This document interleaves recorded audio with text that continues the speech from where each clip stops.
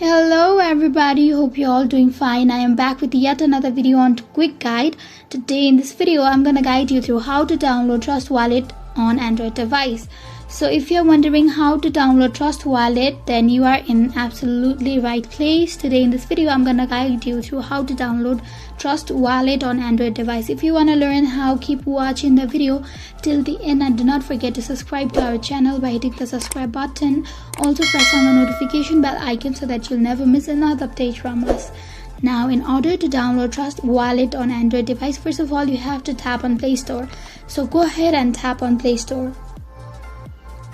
After you're done tapping on Play Store, you will be appeared with the screen on your mobile phone. So go ahead on the search box and type Trust Wallet. You can see several options. You can tap on Trust Wallet for quick. Now you will be appeared with this screen on your mobile phone. So go ahead and tap on Install in the top right corner, which is inside the blue box. Now you just have to wait for it to get installed. It depends upon the quality of internet you have. The faster internet, the faster you will get Trust Wallet installed in your mobile phone. So wait patiently.